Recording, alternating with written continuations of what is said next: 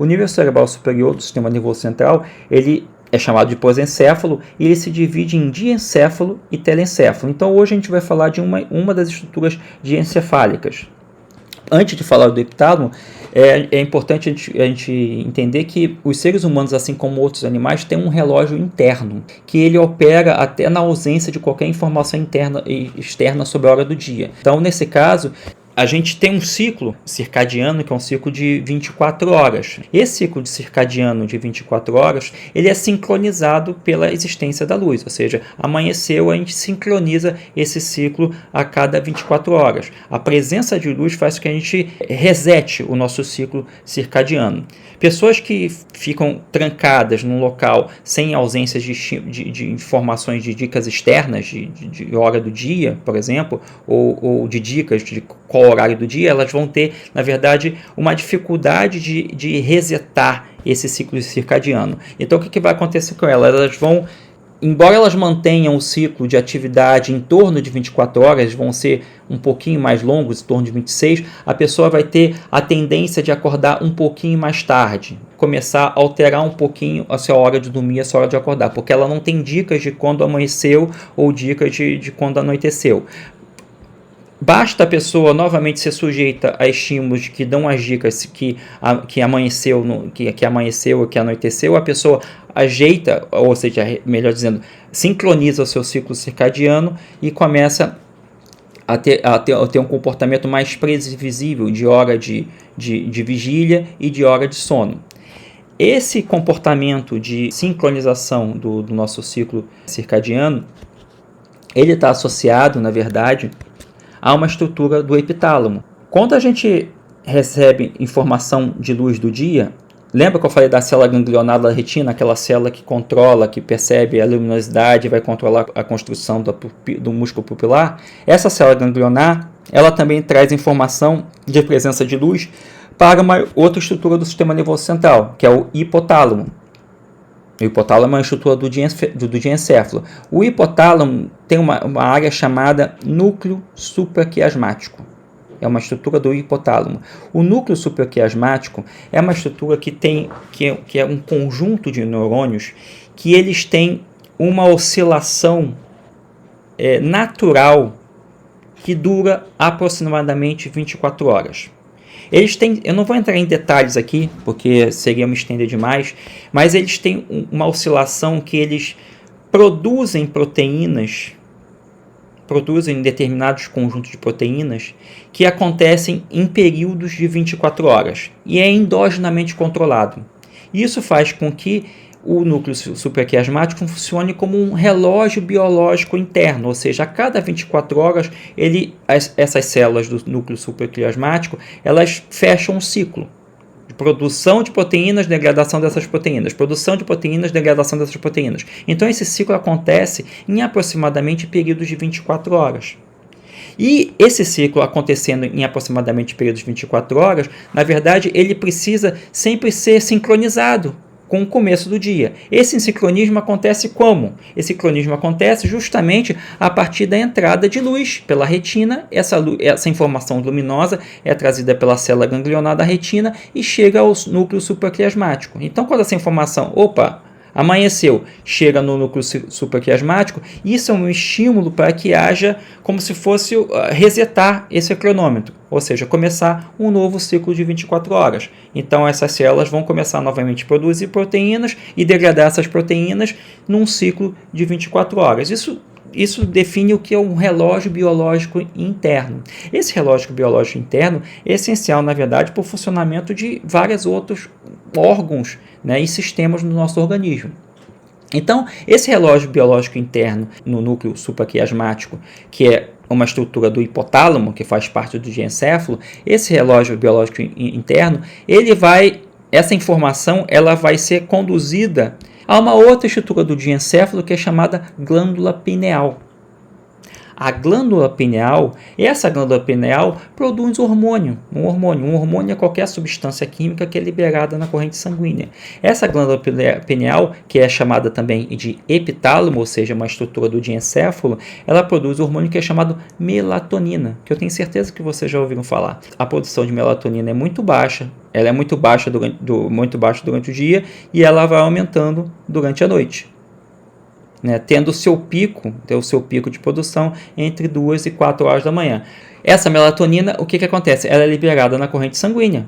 Como é liberada na corrente sanguínea, qualquer tecido que tenha o receptor para a melatonina, ele vai estar sujeito à ação da melatonina. Então lembra os ciclos de sono e vigília? Então o ciclo de sono e vigília que a gente mencionou anteriormente, que a noradrenalina é um dos fatores importantes para o ciclo de sono e vigília da atividade do sistema nervoso central, eles vão estar sendo controlados pelas variações, entre outras características, eles vão estar sendo controlados pela variação da produção de melatonina ao longo do dia. Então a pineal, então, ela vai secretar na corrente sanguínea melatonina, a qual vai modular esses circuitos do tronco encefálico que influenciam o sono-vigília.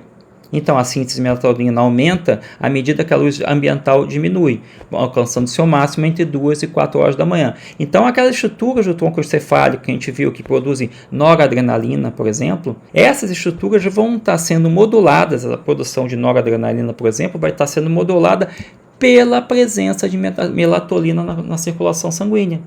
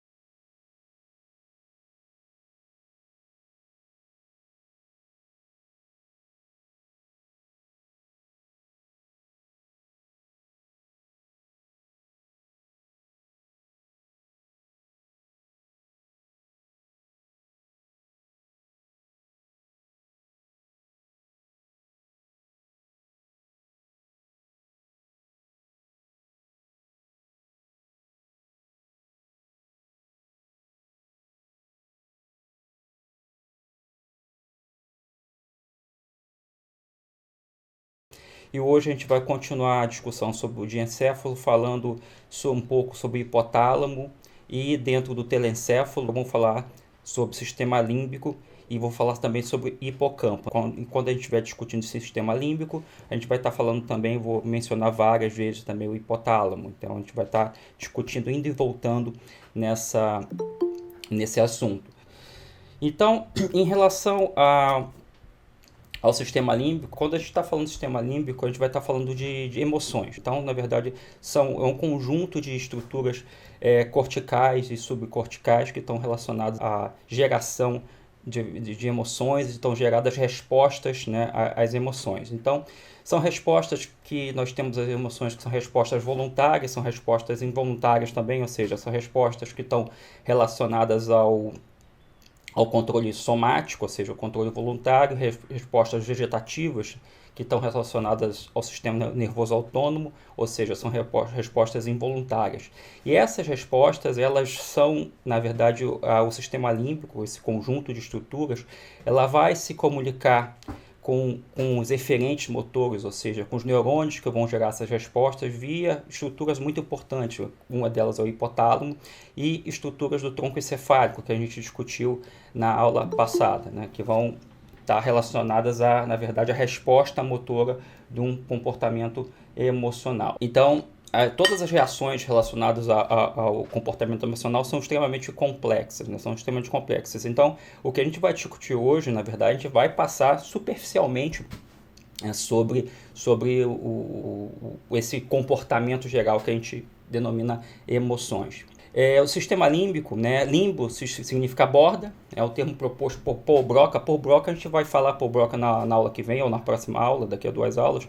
É um pesquisador muito importante em relação ao córtex cerebral. Paul Broca descobriu a área de comunicação, né? Então, aqui a gente usa para comunicação, uma das áreas mais importantes de comunicação no nosso córtex cerebral esquerdo. Enfim, mas Paul Broca propôs esse termo chamado sistema límbico, que é essa região do córtex cerebral que fica em volta dessa área chamada corpo caloso. O corpo caloso é um conjunto muito grande de fibras que, na verdade, ligam o hemisfério esquerdo ao hemisfério direito.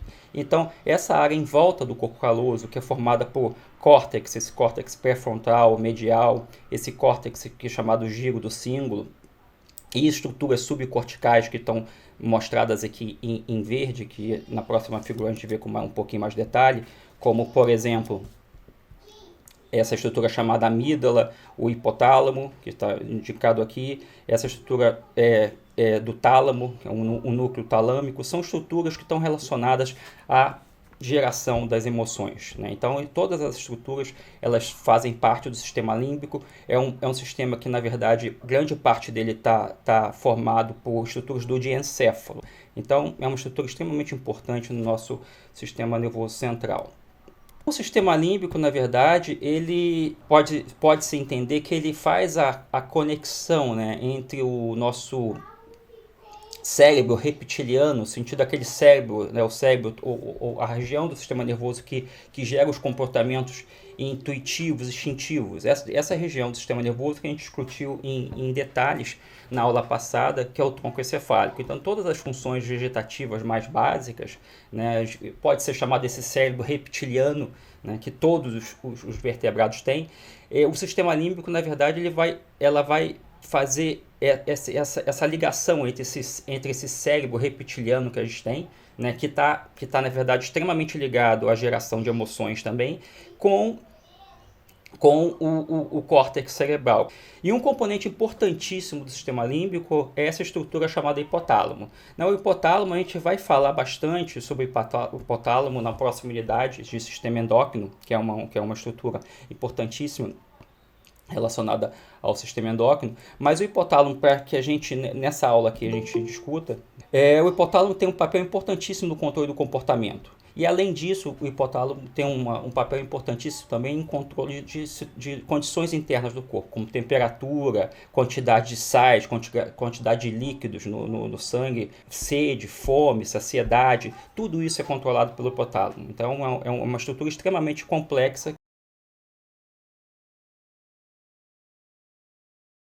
A estrutura do hipotálamo. Então, a gente tem aqui o corte, da onde está essa região diencefálica, e aqui a gente tem o hipotálamo. O hipotálamo ele é formado por vários núcleos. Nas aulas anteriores, núcleos são conjuntos de células nervosas, né? A denominação anatômica são conjuntos de células nervosas que estão organizadas numa determinada região do sistema nervoso, que estão envolvidas com uma determinada função. Então, são vários núcleos que podem ser identificados, e cada um desses núcleos já se sabe da função desses núcleos. Então, considerando todos esses núcleos aqui, a gente vê que funções do hipotálamo estão relacionadas ao débito cardíaco, ou seja, o volume de sangue que é bombeado pelo coração, estão relacionadas ao controle do consumo de líquidos, o controle do consumo de sais. Então, em última instância, o consumo de líquidos e o consumo de sais vai influenciar no volume de sangue, e isso vai influenciar no controle do fluxo sanguíneo também. O hipotálamo está relacionado ao metabolismo energético, o comportamento alimentar, está relacionado à regulação da atividade reprodutiva, comportamento de acasalamento, por exemplo, está relacionado à liberação de hormônios de estresse, que a gente vai ver isso quando estiver falando de sistema endócrino, e outros vários hormônios relacionados ao sistema endócrino, que a gente vai falar com mais detalhe na próxima unidade. Muito que se entende do hipotálamo hoje, na verdade, e na verdade muito que se entende em fisiologia, e particularmente em neurofisiologia, se entende com experimentação animal, onde os animais eletrodos eram inseridos em regiões do sistema nervoso central, estímulos elétricos eram dados, porque o sistema nervoso, as células nervosas se comunicam através de alterações de potencial de membrana, ou seja, alterações elétricas, e se viu comportamento relacionado a isso. Então, relacionado ao comportamento emocional relacionado ao hipotálamo, alguns desses locais, né, relacionados a comportamentos emocionais. Então, quando em cobaias eram feitos estímulos no hipotálamo, em regiões laterais, em núcleos laterais do hipotálamo, se observou aumento da atividade, aumento do comportamento de luta, de raiva. Estímulos ventromediais, em núcleos ventromediais, por exemplo, estimulou a saciedade, estimulou a tranquilidade do animal. Então, estímulos em regiões periventriculares do hipotálamo, em núcleos periventriculares, por exemplo, estimularam sentimentos de medo, de punição. Já lesões em locais laterais do hipotálamo, o indivíduo, a cobaia, não sentia mais fome, não sentia mais sede e começou a ter um comportamento extremamente passivo. Lesões em outras regiões ventromediais teve o efeito oposto, a cobaia começou a beber e comer em excesso, hiperatividade, agressividade contínua. Então, só por esse slide aqui, a gente vê que o hipotálamo tem muitas funções relacionadas ao comportamento. Então, por isso faz parte, né, uma estrutura importantíssima relacionada ao sistema límbico.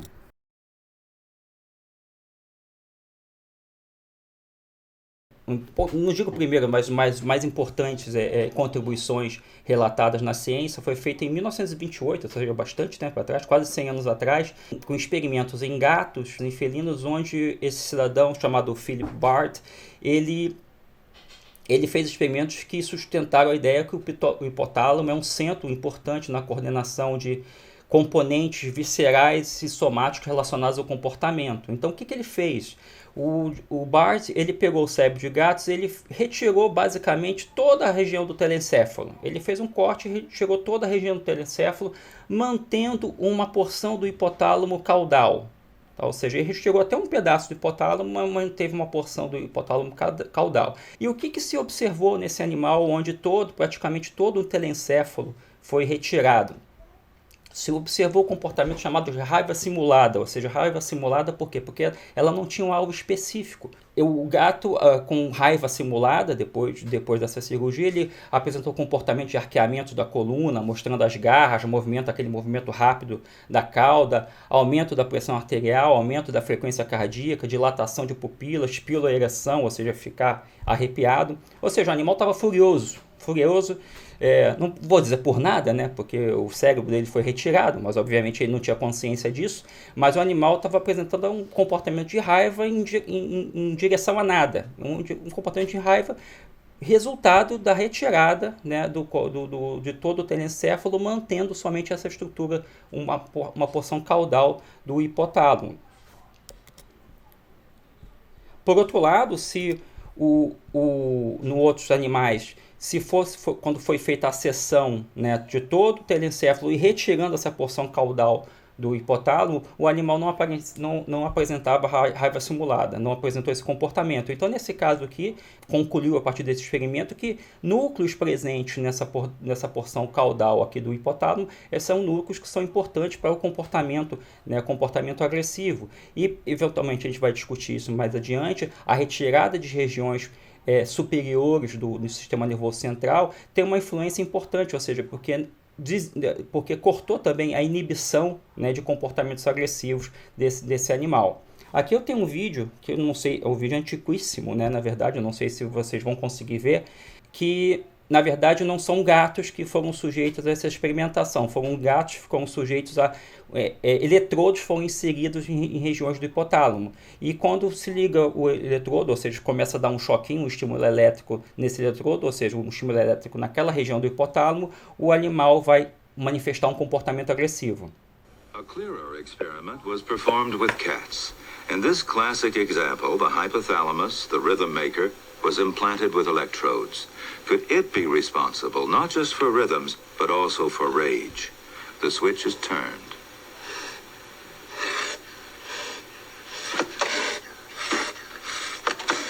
Then the switch is turned off. So indeed, the hypothalamus does control certain types of aggression. Yet, when another region of the hypothalamus is stimulated, we see another kind of aggression. The quiet biting attack, the silent stalk after a rat, and the calculated kill. Turn off the switch, and the kill is forgotten. Então, pobre bichano, né? Enfiaram um eletrodo no hipotálamo do bichano e, na verdade, o estímulo elétrico fez com que ele começasse a manifestar comportamentos agressivos. Então, esse eletrodo estava justamente naquele núcleo relacionado à agressividade, comportamentos agressivos. Então, o animal ficou agressivo porque houve um estímulo naquela região hipotalâmica. Um ponto interessante do controle das emoções está ligado, na verdade, a regiões do córtex pré-frontal. A gente vai falar sobre córtex pré-frontal, ou seja, a região anterior do cérebro. Essas regiões do córtex pré-frontal também fazem parte, né, do sistema límbico, além de fazerem parte de outros sistemas relacionados a planejamento, ou seja, nossas funções cognitivas mais altas são muito ligadas a ações do nosso córtex pré-frontal. Enfim, mais relacionado às emoções, o córtex pré-frontal, ele tem conexões diretas com o hipotálamo. Está mostrando aqui essas linhas verdes aqui. Então, essas linhas verdes estão fazendo conexões diretas com regiões que vão, na verdade, fazer conexão através de outras sinapses com o hipotálamo, aqui, o hipotálamo lateral. E essa região do córtex pré-frontal, ela tem uma influência grande, na verdade, na inibição e no controle das emoções, né? Inibição e controle das emoções. Então, indivíduos que têm lesões nessa região do córtex pré-frontal, na verdade, lesões principalmente nessas regiões que fazem a conexão, esses feixes de axônios que fazem a conexão do córtex pré-frontal com regiões do hipotálamo, são pessoas que eventualmente têm muitos déficits de controle emocional. São pessoas, podemos dizer, de sangue quente, que se estouram, não tem um comportamento social muito padrão, no sentido que não há uma repressão, um controle dessas emoções, né? E um dos casos clínicos mais famosos, Phineas Gage era um cidadão que trabalhava construindo estradas de ferro. Numa tarde de setembro de 1848, um acidente mudaria por completo a história da neurologia e do estudo da mente humana. Nesse dia, um grupo de homens que trabalhavam em uma ferrovia estavam tentando explodir uma pedra que estava atrapalhando o caminho deles. Cabia a Phineas Gage introduzir uma longa haste de ferro para tampar a carga, antes de cobrir tudo com areia. Ocorre, porém, que o atrito provocado pelo longo bastão de ferro na parede estreita da fenda provocou uma centelha que atingiu a pólvora. O maciço bastão, de cerca de 1 metro de comprimento e 3,5 centímetros de diâmetro, pesando quase 6 quilos, transformou-se num projétil disparado sob a força da explosão.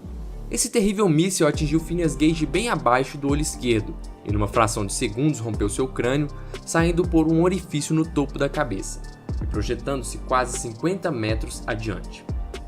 Colegas e médicos não acreditaram, pois apesar de todo o acidente, ele estava não somente vivo, como também consciente e conversando com os médicos. Nem parecia que uma longa haste de metal de quase 6 quilos havia transpassado seu cérebro. O possível milagre teve repercussões pouco tempo depois. Phineas começou a ter umas mudanças surpreendentes na personalidade e no humor.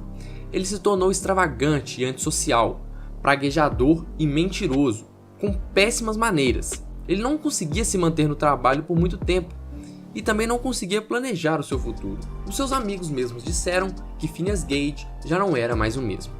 Em decorrência dessa grande mudança de personalidade, ele foi demitido da empresa que construía as ferrovias. O novo Gage foi rejeitado por seus antigos empregadores e passou a viajar pelos Estados Unidos e América do Sul, se exibindo em teatros, juntamente com a haste de metal que havia perfurado seu cérebro.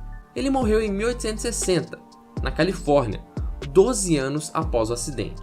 O caso de Phineas Gage tornou-se um clássico nos livros de ensino de neurologia. A parte do cérebro que ele tinha perdido, os lobos frontais, passou a ser associada às funções mentais e emocionais, que ficaram alteradas no seu caso. Após sua morte, seu crânio foi recuperado e preservado em um museu na Universidade de Harvard. Mais recentemente, alguns neurobiologistas utilizaram computação gráfica e técnicas de tomografia cerebral para calcular a provável trajetória da barra de ferro no cérebro de Gage. Os resultados foram publicados na revista Science em 1994. Eu vou deixar o link aqui na descrição. Nesse estudo, eles descobriram que a maior parte do dano foi feito na região ventromedial dos lobos frontais em ambos os lados. A parte dos lobos frontais responsáveis pela fala e funções motoras, por exemplo, foi aparentemente poupada. Assim, eles concluíram que as mudanças no comportamento social de Phineas Gage provavelmente foram devidas a essa lesão, que são déficits característicos nos processos de decisão racional e no controle das emoções. E colocando trilhos, e ele era descrito como uma pessoa extremamente calma, uma pessoa extremamente, até uma pessoa calma, uma pessoa que tinha planos futuros, que queria crescer na vida e tudo, uma pessoa lá no século XIX, isso, né? Então a pessoa tinha um comportamento, uma gente boa, calma, uma pessoa que tinha ambições de crescer na carreira no futuro.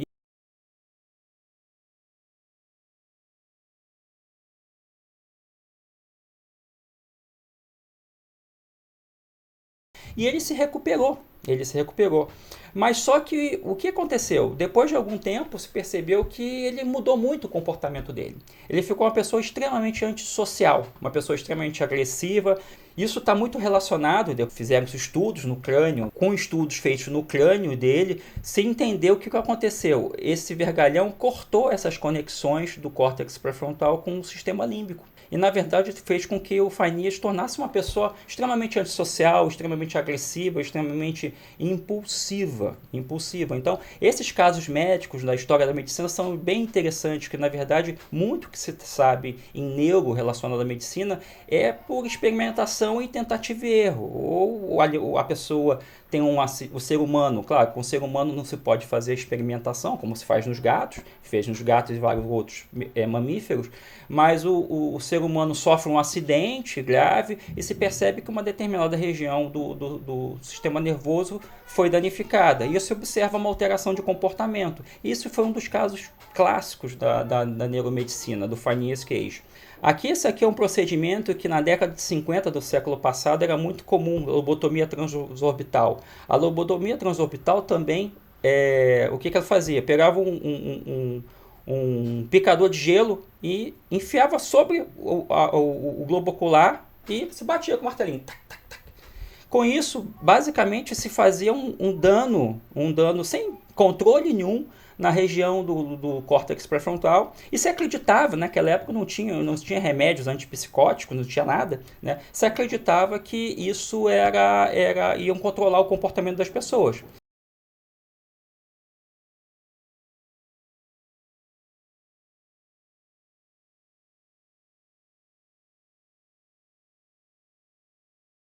Muitas pessoas morreram, alguns deu certo, outros não deu certo, obviamente a maioria não deu certo. Mas para você ver a importância do procedimento à época, um médico português, isso não é piada, um médico português, ele ganhou o prêmio Nobel por causa desse procedimento.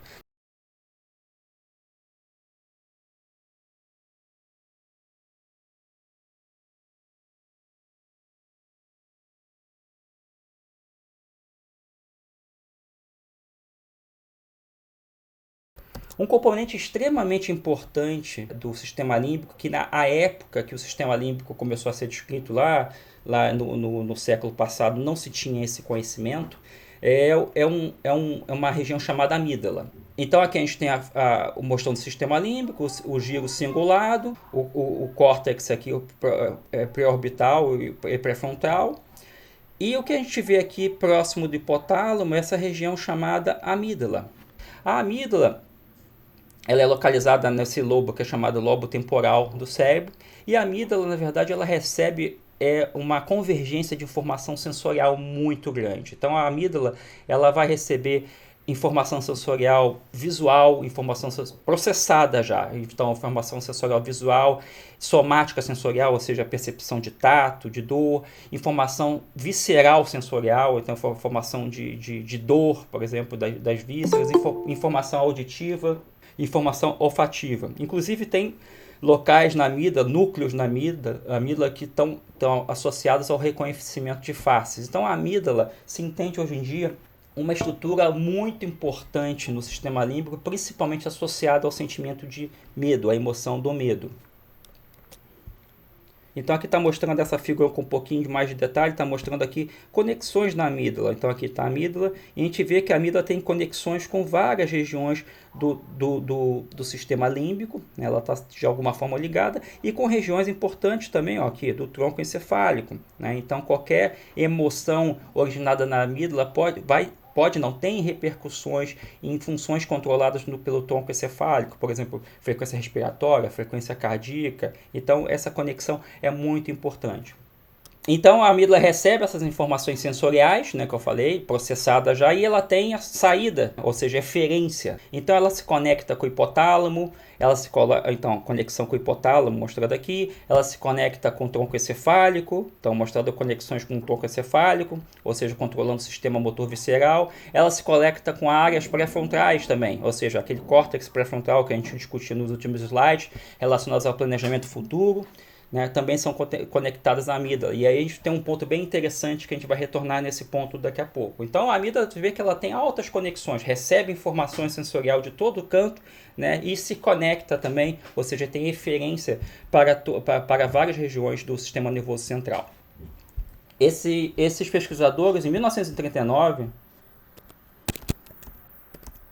eles desenvolveram uma série de experimentos usando macaco rhesus, nos quais eles removiam, na verdade, uma grande parte dos lobos temporais mediais, incluindo uma boa parte do sistema límbico e incluindo também a amígdala. Faziam essa remoção cirúrgica em macacos rhesus. O que eles observaram?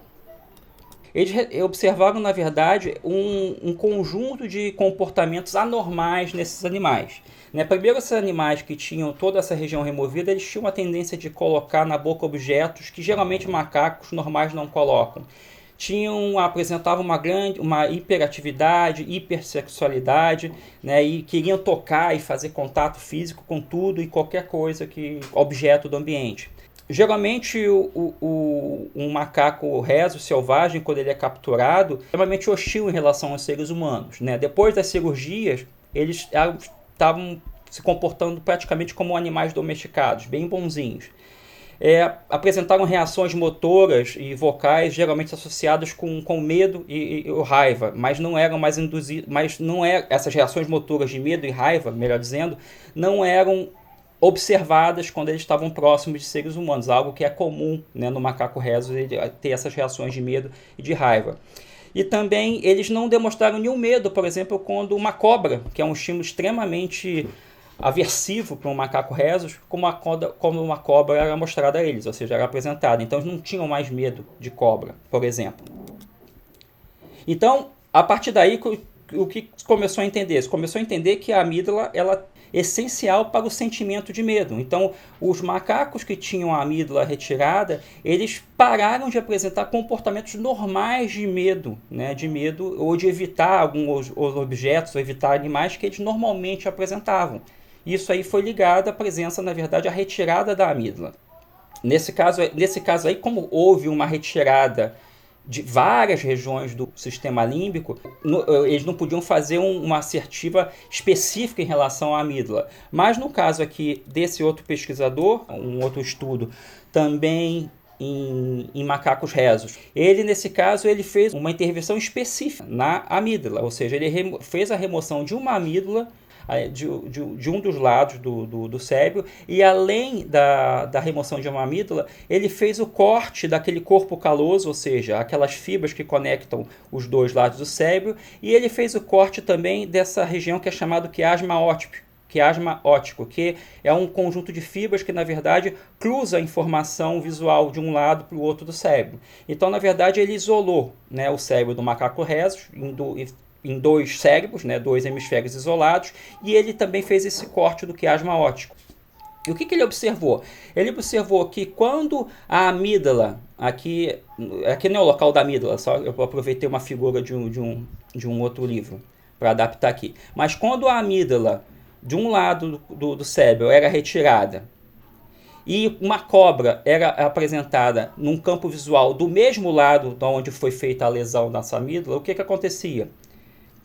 esse animal não apresentava nenhuma reação de medo. Por que isso aconteceu? Porque ele não tinha mais a amígdala desse lado do cérebro, e a informação visual que foi apresentada no seu hemicampo visual esquerdo, ela não podia passar por lado e eventualmente alcançar a amígdala do outro lado.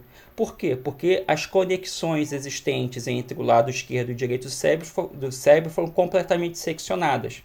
Então, a única amígdala que ele tem, que estaria disponível para receber informação visual que uma cobra estava no seu campo hemivisual esquerdo, era a amígdala que foi justamente danificada. Então, esse animal não apresentou nenhum comportamento de medo. Ele via a cobra somente com o olho esquerdo, né, no caso o olho esquerdo, e ele não tinha nenhum medo da cobra. Por outro lado, se a cobra foi apresentada de novo no campo hemivisual esquerdo, mas a amígdala desse lado foi mantida intacta, o que acontece? Mesmo com a seção das conexões para o lado direito do cérebro, essa informação visual ela ainda é compartilhada pelo mesmo lado do corpo, porque a via visual ela se divide para os dois lados. E essa conexão para o mesmo lado do dono da amígdala não foi cortada. Então, nesse caso aqui, o animal apresentou medo da cobra, porque a informação visual ela chegou na amígdala que não foi danificada. Experimentos com ratos. Um dos experimentos que é muito tradicional feito com ratos é o experimento chamado de esquiva inibitória. A esquiva inibitória é um tipo de experimento no qual vai se associar um estímulo, que é chamado um estímulo condicionado, que é o estímulo do som, a um estímulo não condicionado, que é um estímulo do choque. Então se coloca o animal numa gaiola, no qual o substrato, o piso da gaiola é feito de metal, e aí no treinamento o que se faz? Se emite um som, sempre o mesmo som vai ser emitido, e após esse som, se passa uma corrente elétrica na gaiola e o animal vai tomar um choque. Depois de algum tempo de aprendizado, não vai demorar muito tempo, porque o choque é um estímulo extremamente aversivo, o animal vai associar o som ao choque. E, na verdade, ele vai manifestar o seu comportamento de estresse relacionado ao choque pelo simples fato que ele escuta o som. Então, não vai ser necessário o choque ser dado. Basta o som que o animal vai gerar o comportamento de estresse associado ao choque. Nesse caso, o comportamento de estresse associado ao choque é um comportamento de congelamento. O animal é o comportamento que usa o termo de freezing. O animal fica parado, completamente parado, né, em resposta ao som. Basta o animal escutar o som que ele vai ter o comportamento de congelamento. Isso é o condicionamento pavloviano, né? Com cães. Faz o som e dá a comida. Associa um som com o fornecimento de alimento.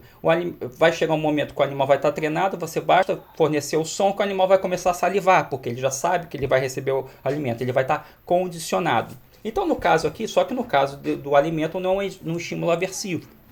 Aqui no caso do choque, o medo condicionado é um estímulo aversivo, ou seja, o estímulo não condicionado é um estímulo aversivo. O que acontece, né, no rato, no medo condicionado em rato? O estímulo de som, ele vai entrar pelo ouvido do animal e vai ser conduzido ao córtex auditivo do animal, que fica no córtex cerebral do animal, via uma estrutura chamada tálamo. Tálamo é uma estrutura, na verdade, é uma estrutura de passagem e de filtragem dos estímulos sensoriais. Toda informação sensorial, antes de chegar ao córtex cerebral, ela passa por alguma estrutura do tálamo. Então, o estímulo de som ele passa pela estrutura do tálamo, vai para o córtex auditivo, e esse córtex auditivo tem uma conexão com o quê? Tem com o núcleo, uma região da amígdala. Por outro lado, a informação do choque, ou seja, ela vai chegar também no tálamo, e ela vai lá para o córtex somatosensorial, onde vai a região do córtex, você vai receber essa informação de dor e percepção de onde aconteceu a dor. E, por sua vez, essa informação também vai ser projetada na amígdala, ou seja, no mesmo núcleo da amígdala. O tálamo também, ele vai fazer uma projeção direta desse núcleo auditivo e do núcleo somatosensorial direta para a amígdala. Então, nesse circuito de medo condicionado em gatos, a informação tanto do som, que é o efeito condicionado, e a informação do choque, que é o estímulo não condicionado, elas vão tanto para o córtex cerebral e chegam à amígdala, ou passam direto do tálamo para a amígdala, esse núcleo lateral. Quando essa informação chega no núcleo lateral da amígdala, vai se comunicar com outra região da amígdala, que é chamada desse núcleo central, e a partir desse núcleo central que os comportamentos de medo vão acontecer. Ou seja, o congelamento vai acontecer quando o núcleo central... Então, o núcleo central da amígdala vai fazer conexões com regiões lá do mesencéfalo que vão levar a esse comportamento de congelamento. Esse núcleo central também vai fazer conexões com regiões do hipotálamo, né, que vão gerar respostas relacionadas ao estresse. Então, por exemplo, a alteração da frequência cardíaca, respiratória, então relacionada ao estresse. E esse mesmo núcleo também vai fazer sinapse com uma outra região do hipotálamo para a liberação de hormônios de estresse. Então aqui a gente tem o ciclo, né, relacionado ao medo condicionado de ratos, que uma estrutura central é a amígdala. Quando se faz uma seção em algumas regiões desse circuito, a gente vai perceber que algumas alterações podem acontecer. O pesquisador faz um corte das vias que fazem a conexão do tálamo com o córtex auditivo, ou seja, toda essa via aqui não existe mais, esses axônios vão ser cortados. O animal ainda tem respostas, tá? Ele ainda vai ter as respostas de congelamento e as outras respostas relacionadas ao medo associado ao choque. Ou seja, mesmo que a informação auditiva não chegue no córtex auditivo, devido a essas conexões que existem diretamente do tálamo auditivo com a amígdala, o animal vai continuar apresentando o comportamento de medo relacionado ao choque. No entanto, se for feita a seção da conexão do tálamo auditivo com o córtex auditivo e do tálamo auditivo com a amígdala, aí as respostas de medo vão ser eliminadas. Então, aqui é um componente importante. Essa conexão, isso mostra que a conexão do estímulo, da informação do estímulo condicionado que chega à amígdala, ela é essencial para que o animal tenha o comportamento de medo associado ao choque. Se essas conexões forem cortadas, o animal não vai ter mais comportamento de medo associado ao choque. Então isso vai mostrar o quê? Isso indica o quê? Que a amígdala é um ponto central nessa informação, né, nesse condicionamento relacionado ao choque. E se ele é um ponto central nesse condicionamento, qualquer condicionamento é um comportamento que está relacionado à memória, à formação de memória. Então a amígdala é um ponto central também na formação de memória associada ao medo. Então, os medos que os animais têm estão associados a memórias relativas a esse medo. E essa associação é feita na amígdala. Portanto, se a amígdala não recebe a informação sensorial que a permita fazer essa associação, o comportamento de medo não acontece. Então, a amígdala tem um papel central no comportamento de medo. E isso em ratos já está bem entendido. Então, em conclusão desses trabalhos, é razoável supor que a amígdala, né, também seja o local onde ocorra o aprendizado, isso é muito importante, acerca dos estímulos desencadeadores de medo. O comportamento de paciente com lesão seletiva do lobo temporal medial anterior, ou seja, onde tem a amígdala, indica que a amígdala desempenha um papel semelhante na experiência humana de medo. Então, pessoas que têm lesões nessa região do lobo temporal medial anterior, onde está localizada a amígdala, são pessoas que têm déficits relacionados ao medo. Mas, como eu falei no começo da aula, são lesões que são muito difíceis de acontecer e muito difíceis de serem observadas. Mas tem casos. Então tem essa doença, eu botei na internet a pronúncia, agora eu esqueci. Doença de Ubarwitt, eu acho. Né? Se tiver alguém que sabe alemão aí me corrija, tá? Certamente eu falei errado. Né? Então essa doença, na verdade é uma síndrome, né? Melhor dizendo, essa síndrome ela é uma calcificação e atrofia da região da anteromedial do lobo temporal, que afeta fortemente a amígdala. Então essa é uma situação extremamente rara, né? Extremamente rara. Então esse aqui é o caso de uma paciente, tá? De um paciente que tem essa lesão. Esse paciente não apresenta nenhuma deficiência motora, sensorial, nada relacionado à inteligência, QI, memória e linguagem, não tem nenhuma deficiência cognitiva perceptível, né, que os testes tenham mostrado. No entanto, quando essa pessoa é solicitada, se pede para esse paciente que ele gradue a intensidade de emoção numa série de fotografias. Então, lembra da aula passada, né, as imagens de fotografia das emoções. Então, todas as emoções a gente consegue expressar, né, com a nossa face. Né? Então, se é dada essa pessoa que tem essa síndrome, faces, né, fotos de faces expressando emoções, ela vai conseguir reconhecer todas as emoções, mas ela vai ter uma grande dificuldade para reconhecer a emoção de medo. Tá? Então aqui estão as curvas mostrando quanto mais alto o valor da curva aqui, eu não sei exatamente qual é esse teste, tá? Mas quanto mais alto o valor da curva aqui, mais facilidade que a pessoa tem para reconhecer a emoção. A gente vê que a emoção do medo, a pessoa tem uma grande dificuldade de reconhecer. Então a pessoa olha uma foto de alguém com medo, de uma expressão de medo, a pessoa simplesmente não consegue reconhecer que aquilo é medo. Então o paciente reconheceu felicidade, surpresa, raiva, desgosto, tristeza e qualidades neutras, mas falhou em reconhecer expressões de medo, né, essas linhas laranjas. Interessantemente, para essa mesma pessoa se pediu, porque era uma pessoa que tinha até habilidades artísticas, e se pediu para essa pessoa desenhar de memória expressões faciais relacionadas a esse conjunto de expressões emocionais. Então a pessoa desenhou a cara de felicidade, de tristeza, de surpresa, de desgosto, de raiva, e teve uma grande dificuldade para desenhar medo. Mas o fato é que ela não conseguiu sequer desenhar uma cara de medo. Né? Então, resumindo aqui, a pessoa tinha incapacidade de ter uma sensação emocional de medo, tá? Porque ela não conseguia reconhecer isso, e incapacidade de representar o medo. A relação, eu falei que ia falar da relação neocórtex-amígdala. Então, existe uma relação interessante do córtex cerebral, principalmente o córtex pré-frontal, aquele relacionado às nossas funções cognitivas mais altas, e o sistema límbico, né? E possivelmente a amígdala também. Então, as áreas pré-frontais, a gente vai falar isso em alguma aula posterior, elas estão relacionadas no planejamento futuro. Elas estão conectadas, nem que seja de uma forma indireta, elas estão conectadas à amígdala.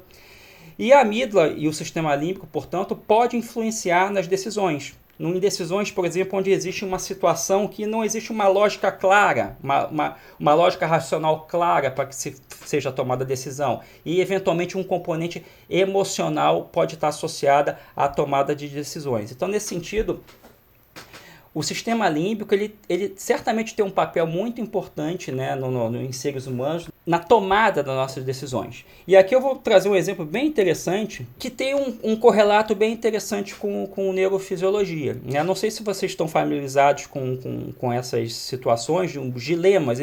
Em filosofia existem vários dilemas, né, que são usados para, na verdade, testar a sua coerência a uma determinada corrente filosófica.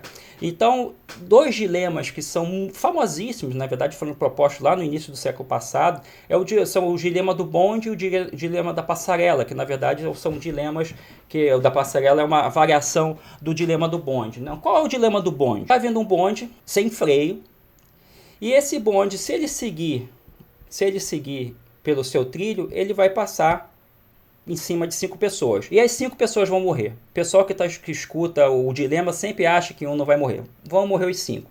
Por outro lado, se ele for desviado desse trilho que ele está, ele vai passar sobre uma pessoa e essa pessoa vai morrer. E acontece que você está ali, justamente no local da alavanca, no momento que o bonde está passando. E a pergunta é, o que você faz? Você mexe a alavanca e faz que o bonde desvie e passe sobre uma pessoa só? Ou deixa o bonde seguir o seu caminho e passar sobre 5 pessoas e matar 5 pessoas? Esse é o dilema. A maioria das pessoas responde que vai mexer na alavanca. A variação desse dilema é o bonde que está passando sobre uma passarela. Então o bonde está no trilho, esse trilho vai passar sobre uma passarela e depois de ele passar sobre a passarela, ele vai passar sobre 5 pessoas e vai matar as 5 pessoas.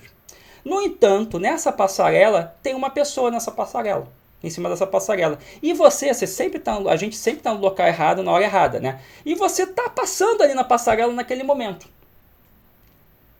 Se você empurrar a pessoa da passarela, a pessoa cair no trilho, o bonde vai matar essa pessoa e vai parar e não vai matar as 5.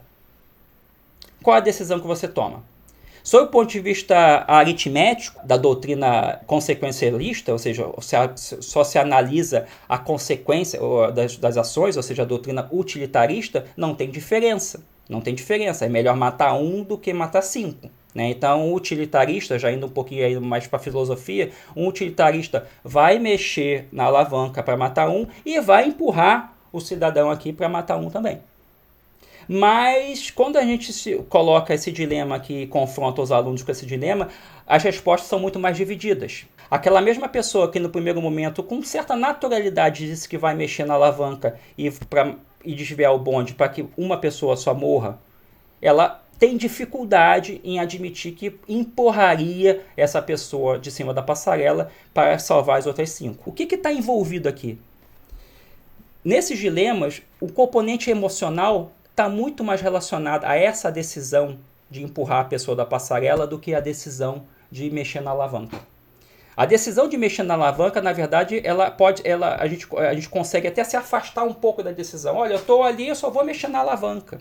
Eu não vou encostar em ninguém, eu só vou mexer na alavanca. Então, o componente racional, ele se aplica,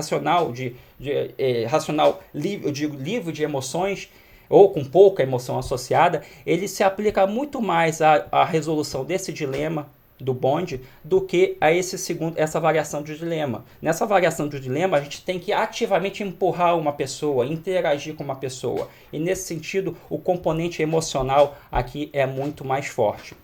E lá no começo dos anos 2000, os neurocientistas começaram a trabalhar nos dilemas do bonde. Fazendo o quê? Apresentando aos sujeitos da pesquisa, que no caso aí são seres humanos, né? Vários dilemas, incluindo os dilemas do bonde, e fazendo com que essas pessoas respondessem esses dilemas dentro de uma máquina de ressonância magnética funcional. E nesse caso, visualizando, portanto, na máquina de ressonância magnética funcional, qual é a estrutura do cérebro que estava sendo ativada no momento que a pessoa respondeu ao dilema. Então, quando foi feita a metodologia do trabalho, se classificou que esse dilema aqui seria um dilema moral e impessoal. E esse segundo dilema seria um dilema moral e pessoal. Então, nesse caso, o dilema moral e impessoal é um dilema que a sua resolução está muito mais associado à razão. E no caso de um dilema moral pessoal, é um dilema que a sua resolução está muito mais associada, mas está associada também a sua resolução à emoção, à razão e emoção. E na hora que se colocou esses sujeitos da pesquisa num aparelho de ressonância magnética funcional, o que se viu? Se viu que, aqui mostrado em barras pretas, que na hora da resolução de dilemas morais pessoais, como esse aqui, as áreas do sistema límbico, ou seja, associadas à emoção, sempre estavam mais ativas. Ou seja, o sistema límbico, ele de alguma forma influenciou na tomada de decisão. Somente, preponderantemente em situações onde os dilemas eram morais e pessoais. Ou seja, já se admitia, né, a hipótese inicial do trabalho, que esse dilema aqui ele seria resolvido com razão e com emoção. No caso dos dilemas, estavam associados principalmente a uma solução racional, principalmente as áreas associadas ao córtex pré-frontal, ou seja, o nosso córtex relacionado à nossa razão, à nossa cognição alta, foram ativadas. Então aqui está mostrando a influência do sistema límbico nas nossas decisões. Qualquer decisão que a gente toma, que a gente julgue ser racional, mas que possa ter um conteúdo de emoção associado a essa decisão vai estar também sujeita à ação do sistema límbico.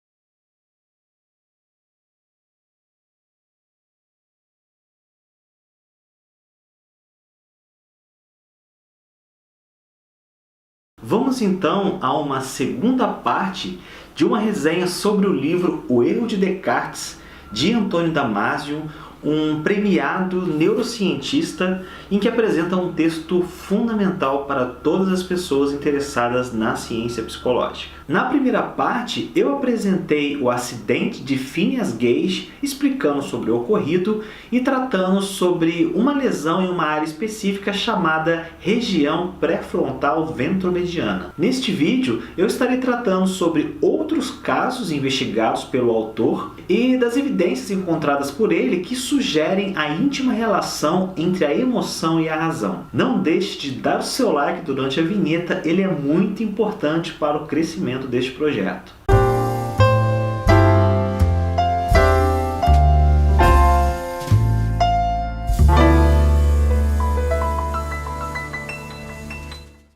Damasio cita outro caso similar a Phineas Gage quando ele investigou sobre um paciente denominado de Elliot que submeteu a uma cirurgia de remoção de um tumor e de tecidos do lobo frontal danificados por este. Embora de forma menos intensa do que a de Gage, também se percebeu comprometimentos significativos em seu livre-arbítrio. Para Damasio, as estruturas destruídas tanto em Gage quanto em Elliot são aquelas necessárias para que o raciocínio culmine em uma tomada de decisão. E o curioso do caso de Elliot é que ele obteve desempenhos satisfatórios na maioria dos testes neuropsicológicos, inclusive aqueles de personalidade. O autor então sugere falha na medição de limitações nesses testes. Em meio à sua argumentação, Damasio também denuncia uma herança acadêmica que recebemos, a qual diferencia as doenças do cérebro das doenças da mente, sobretudo na culpabilização das imperfeições de caráter e na consideração de que as inconveniências sociais fossem desprendidas das doenças do cérebro. Na busca por várias abordagens de enquadramento ao caso de Elliot, junto com seus colegas, Damasio chega à conclusão de que o que de fato aconteceu com este paciente foi a alteração dos seus sentimentos. Ele não respondia emocionalmente aos estímulos da mesma maneira que respondia antes da doença. Aqui, Damasio começa a estabelecer a sua opinião de que as alterações das emoções e dos sentimentos têm algum papel na tomada de decisão. Segundo a sua investigação, a lesão ventromedial não prejudicou o conhecimento social previamente adquirido. Elliot era capaz de empreender raciocínios morais em um certo nível avançado nas simulações em que ele era submetido. Damasio argumenta que há que se considerar a diferença entre raciocinar sobre um problema e levar o raciocínio ao ponto de culminar numa decisão. Ele salienta sobre as diferenças entre a vida real e as tarefas laboratoriais. Elliot, tal como Gage, possuíam uma funcionalidade nos estágios iniciais do raciocínio sobre as situações, e suas fragilidades estariam no estágio mais avançado, na qual deveria culminar numa escolha, numa seleção de respostas. Haveria então uma conexão clara entre a redução das emoções e da vivência dos sentimentos com os prejuízos identificados nesses casos. Enquanto que existe uma perspectiva de entender o comportamento irracional como resultado de emoções mal controladas ou mal orientadas, Damasio traz a argumentação de que a redução das emoções e dos sentimentos também podem provocar determinado comportamento irracional. Muitos outros casos de lesões pré-frontais, tal como Elliot e Gage, também apresentavam esta correlação entre redução de emoções e sentimentos e comprometimento na tomada de decisão. Damasio então se ocupou de investigar as características cognitivas e comportamentais deste caso e chegou a criar uma matriz de Phineas Gage, ou seja, um certo núcleo de sintomas partilhados por eles. Eu identifiquei no texto o seguinte conjunto de características partilhadas por esses casos, que possivelmente fazem parte desta matriz.